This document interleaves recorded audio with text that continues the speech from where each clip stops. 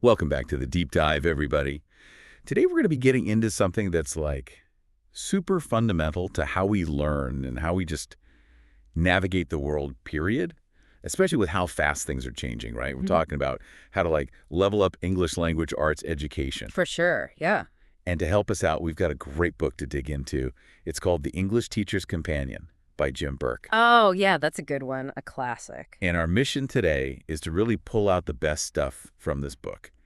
Like the most useful insights, the strategies that actually work, all of that, so that we can, really understand what good English language arts instruction should look like. Yeah.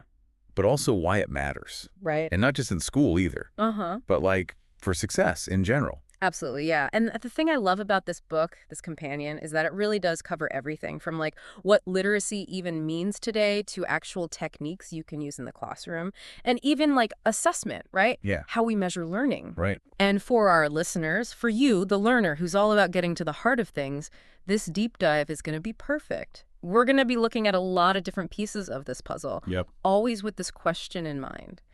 How does this stuff help us learn throughout our lives? And how does it lead to success? Awesome. So let's dive in. I guess first things first, we got to tackle this idea of what it means to be literate in the 21st century. Yeah. I mean, it's not just about reading and writing anymore, is it? Nope. Definitely not. The book actually points us to the National Council of Teachers of English, or NCTE. Okay. And back in 2008, they kind of redefined what 21st century literacy means.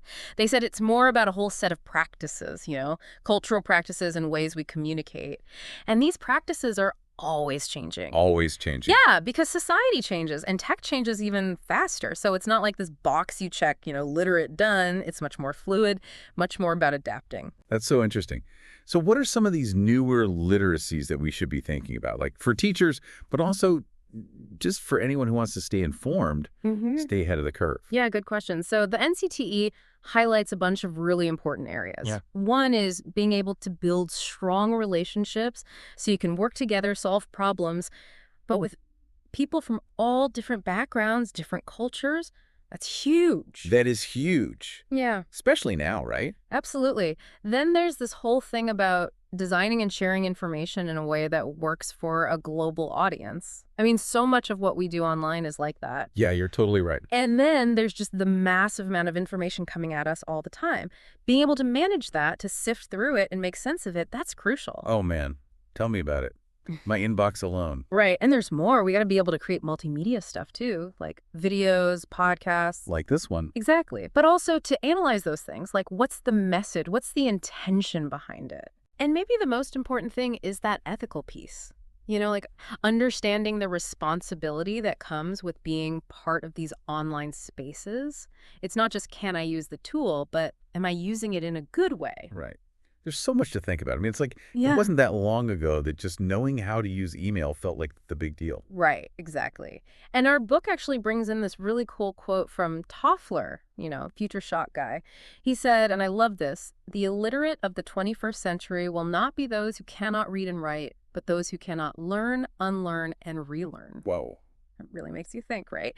It's not about the skills you have now, but the ability to keep adapting, which connects perfectly to this idea of lifelong learning, something our listeners are all about. For sure. Which kind of leads us nicely to this next topic, academic literacy. I think a lot of people hear that and think, oh, that's just being good at school. But it sounds like it's way more than that. Yeah, it really is. Our book basically defines academic literacy as being able to be a student your whole life. It's about building those skills, but also that mindset that helps you engage with learning in any situation, in a classroom, but also in your career or just pursuing something you're passionate about. So, what are those thinking skills we're talking about? What does someone who's academically literate actually do? So there are these researchers, Schoenbach, Greenleaf, Chico, and Hurwitz. Back in the late 90s, they did some super important work on this. Okay. They focused on the kind of thinking you need for academic tasks, like being able to read something and understand what it really means, even if it doesn't say it directly, or taking information from different places and putting it all together, and being able to understand lots of different points of view. It's about grappling with challenging stuff, And our book even includes a checklist, right? It's called College Prep. Are you ready? Yeah, that's a good one. What are some of the things that college professors are worried about? Because I feel like that can give us a clue about what academic literacy skills are really valued. Oh, for sure.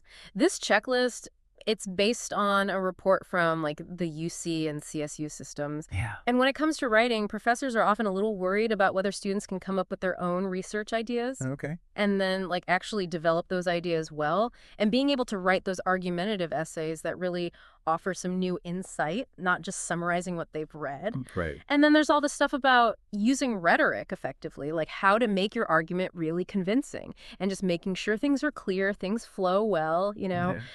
And also whether students really understand how to be ethical with academic writing, like citing their sources correctly and all that. Yeah. It's not just about grammar and spelling, it's bigger than that. Right. It's being able to think critically and then communicate those thoughts well in writing. Exactly. And for reading, it's about understanding those complex texts, but also, engaging with them in a critical way. And then the listening and speaking, those skills are super important too. Professors want students who can listen to others respectfully, who can add to the conversation in a thoughtful way. All those thinking skills, those seem like the foundation of all this, really. Absolutely. The checklist actually mentions things like intellectual curiosity, which is basically that genuine desire to learn and a willingness to try new things, new approaches, and being able to see things from different perspectives, even challenge your own beliefs, Right. and being able to have those good, meaty discussions and ask questions that make people think, and even things like coming up with hypotheses, making educated guesses. Those aren't just for school. They help you navigate all the messy stuff in life. So true. And it's interesting how so many of these skills that colleges care about are also what employers want, right? Oh, yeah, absolutely. The Conference Board, they did this report, and it basically says that something like 85% of new jobs in the U.S. are going to require some kind of education beyond high school, Wow. which is like almost everyone. And what's fascinating is that employers are always saying the skills they need most are written communication and that critical thinking, problem-solving stuff. Makes sense. But I feel like there's a bit of a disconnect here. Our book talks about this concern with graduates' reading comprehension, right? Yeah. Compared to how employers feel about their writing and critical thinking. Yeah. Like maybe we're not as good at reading as we think we are. Yeah, that's a great point. I mean, employers and colleges are super concerned about written communication, critical thinking, right? But their concern about reading comprehension is much lower, like around 38%. So maybe there's a little bit of an overestimation happening there. It's worth thinking about. Definitely something to consider. And then there's this big issue, the elephant in the room, that our book calls the universal complaint from both colleges and employers. Oh, yeah. Students can't write. Yep. Ravitch, she really nailed it with that quote. It just highlights how important it is to focus on these communication skills, these fundamentals. It's huge because without those skills, it doesn't matter how much you know, right? You have to be able to communicate it. Exactly. Okay, so we know strong writing skills are important. Let's get into how to actually teach writing well. Yeah. The book talks about the Common Core state standards. Yeah. What do they say about writing instruction? So the Common Core standards, they really hammer home this idea that writing is like this powerful tool. It's how you build arguments, how you show what you know, how you share your experiences. And they stress how important it is for students to really think about what they're doing when they write. Like, what's the task? What's the goal? Who are they writing for? Okay. It's about being intentional with your writing. Yeah. From the words you choose to how you organize your ideas, it's not just throwing words on a page. And then there's this whole thing about modes of discourse. Expressive, informational, persuasive, literary, imaginative. How do those fit into this picture? So these modes, they're kind of like categories, right? And they tell you what the main goal of a piece of writing is. So expressive writing is all about you, the writer, your thoughts, feelings, all that. Informational is about explaining stuff, presenting facts. Persuasive is trying to convince the reader of something. Okay.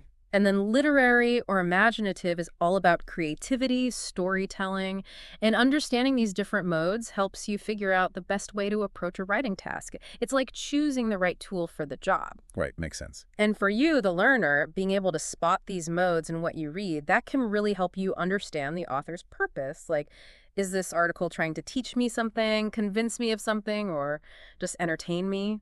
That kind of thing. That's a good point. And then the book talks about different contexts for writing, like public versus private, personal versus professional, and then this interesting one, vocational versus academic writing, where they talk about secret English. What's that all about? Oh, man, that's a really good one. So Researchers like Smagorinsky and others, they've done work on this idea that academic writing has all these unspoken rules. It's like a secret code. A secret code. Yeah, it's about how you structure your arguments, how you use evidence, even how you approach ideas. And it's different from how we talk in everyday life or even in a lot of jobs. So students who haven't been taught this secret English are kind of at a disadvantage, even if they're good writers otherwise? Totally. And the research even talks about like academic fluff, which is basically writing that sounds smart and academic, but it doesn't really show any real understanding of the topic. So it's important to teach for clarity, for real comprehension, not just for sounding a certain way. That's a really good point. Yeah. So how do we help students navigate this whole writing process? I know our book introduces this FODP framework. Yeah, FODP. What's that stand for? And how can it help, like, anyone who's sitting down to write something? So it's a pretty simple acronym, but it's really useful. It stands for focus, organization, development, and purpose. And it's meant to help teachers teach writing, but also to help students think about their own writing. Okay. So focus is all about, what's the main point you're trying to make? What's your argument? Organization is about how you structure your writing so it makes sense. Development is how you support your ideas with evidence and details, really flesh them out. And purpose is all about why you're writing and who you're writing for. So if you think through those four things, you're in a good place to start writing. Exactly. It doesn't matter if it's a quick email or a huge research paper. Right, right. And when it comes to organizing your writing, there are so many different patterns, right? Like narration, description, exposition.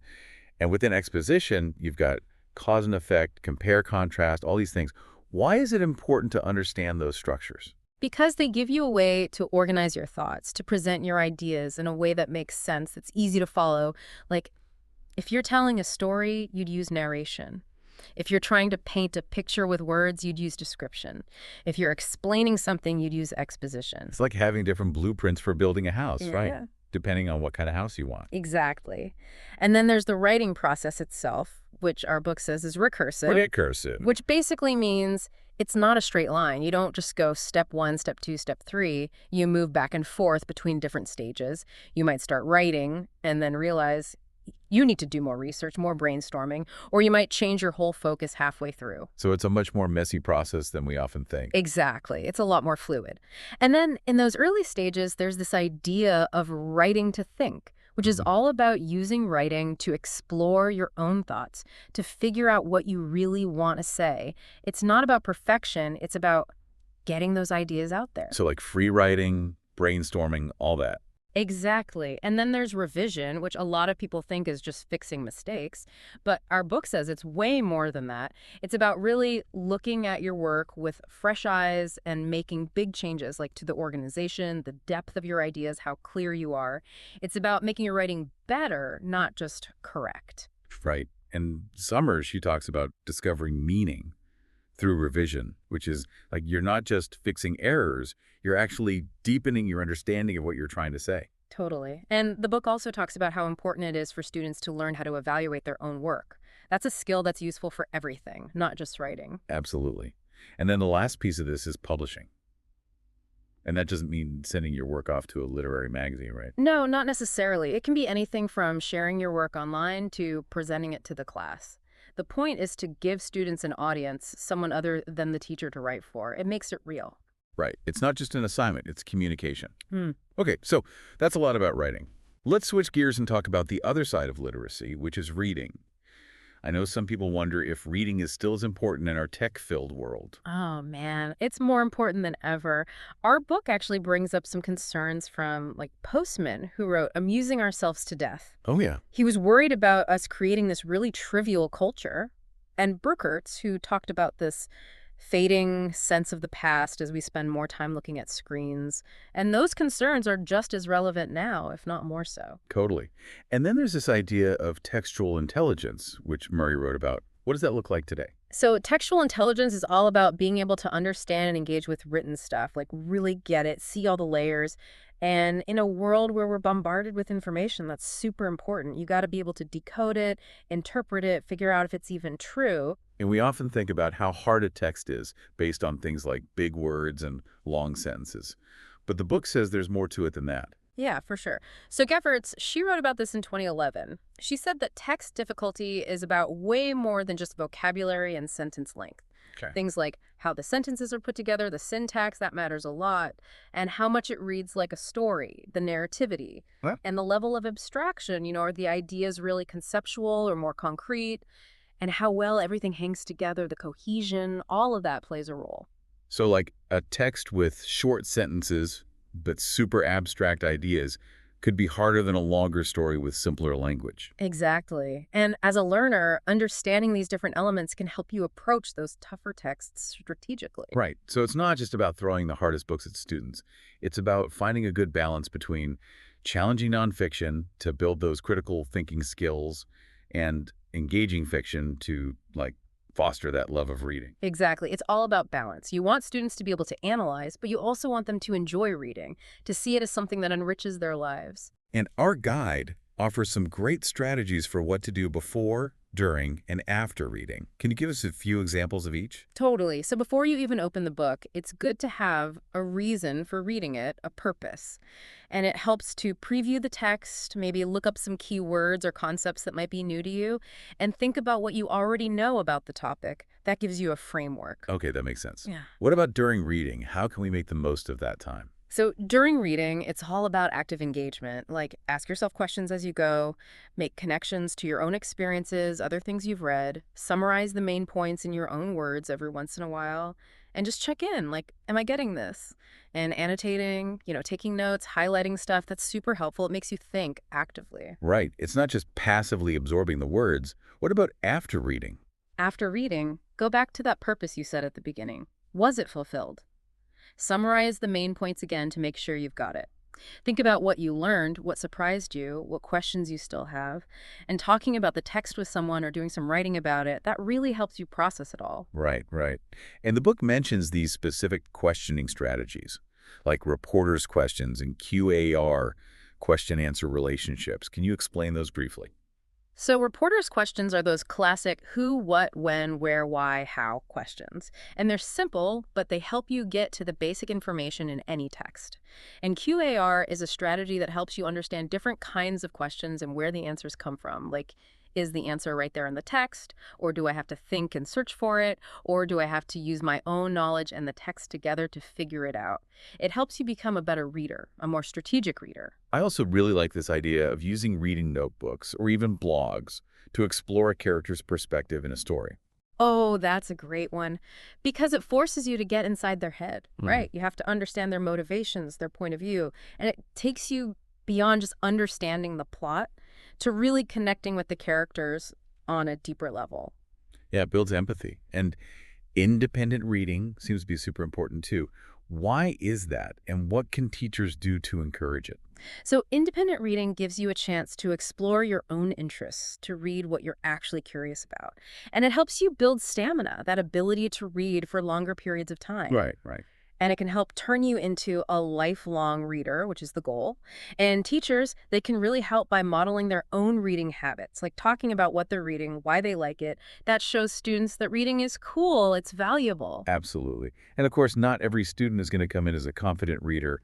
How can we help those students who might be struggling? The book suggests a few key things. One is building background knowledge. So like before you even start reading, learn a little bit about the topic. That helps a lot with comprehension. And providing direct instruction, like explicitly teaching those reading skills and offering support in those areas where students are struggling. And then addressing things like reading speed, stamina, confidence. Sometimes it's about helping them believe they can do it. It's amazing how much confidence plays a role. Totally. And instead of saying advanced reading, the book uses this phrase, crafty reading. Crafty reading, I like that. Yeah, it's a much cooler way to think about it. It's about approaching reading with curiosity, with skill, being strategic, like a detective, It's not just about decoding words, it's about really digging in and figuring out what's going on. Awesome. And for those who really want to get deep with literature, the book mentions using critical theory. Can you give us a super quick overview of what that means and how it can enhance our understanding? Yeah. So critical theory is basically a bunch of different lenses you can use to look at literature. It helps you go beyond the surface and see those deeper themes, the power dynamics, the cultural context. Our book talks about a bunch of different approaches. like feminist criticism, which looks at how gender is represented, or Marxist criticism, which looks at how economic systems influence the story, Okay. or reader response theory, which is all about how the reader's own experiences shape their understanding. And each of these theories helps you ask different questions about the text.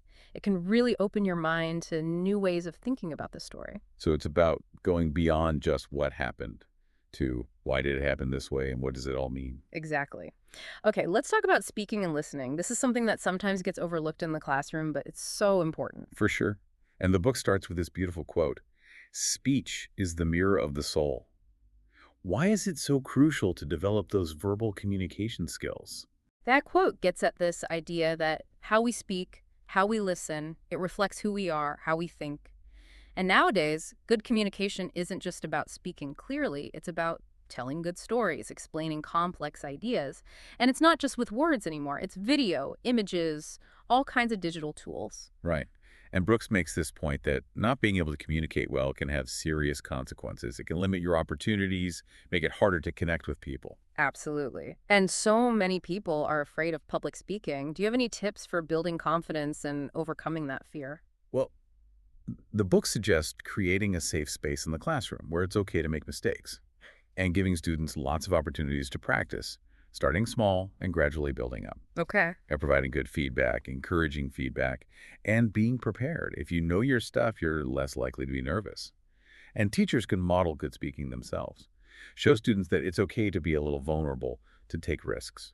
I love the idea of incorporating interviews as a learning tool. Me too. What makes that so valuable? Well, interviews give students a chance to gather information from different sources, from people with different perspectives, and it forces them to really listen, to try to understand what the other person is saying, and they get practice asking good questions. Okay. They can interview experts, people in the community, even each other. It's a really active way to learn.